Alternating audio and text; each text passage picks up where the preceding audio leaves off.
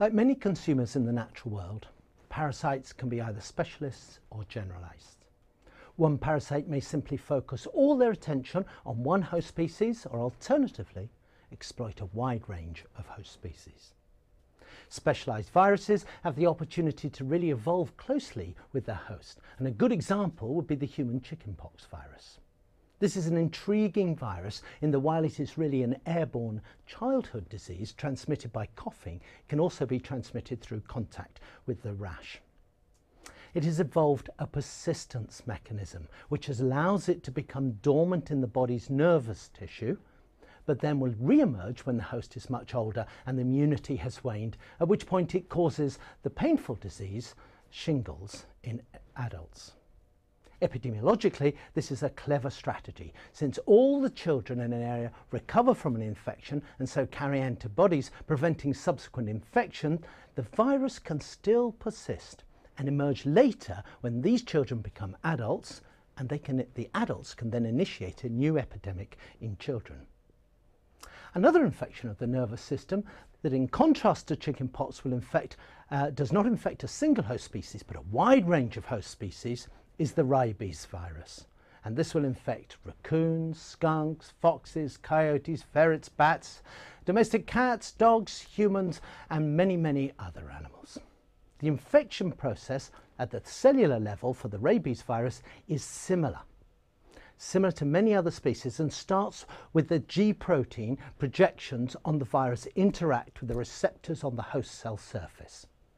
But the interesting feature about rabies is the virus's high affinity for nervous tissue, and in particular that it binds with the acetylcholine receptor, which are not only expressed in high levels on nerve cells, but are also highly consistent between many, many species. So the rabies virus can infect the nervous system of many different animal species. On the one hand, this provides flexibility, so the virus has more opportunities to infect different host species. But alternatively, it does not have a within-host persistent mechanism that we just heard about in chickenpox. So it's the fact that it infects multiple species allows it to persist. Instead, it must invade many more species in the ecosystem, and in so doing attempt to persist over time. When parasites are driven from a tolerant host species to a vulnerable host species, then the more vulnerable host species can actually be eliminated through parasite-mediated or apparent competition. A nice example of this is in the United Kingdom, where American grey squirrels were brought over and released into the English countryside. And they have wiped out the resident red squirrels. The reason they've done this is because they both share a pox virus. But the greys are more tolerant of the pox virus infection than the reds.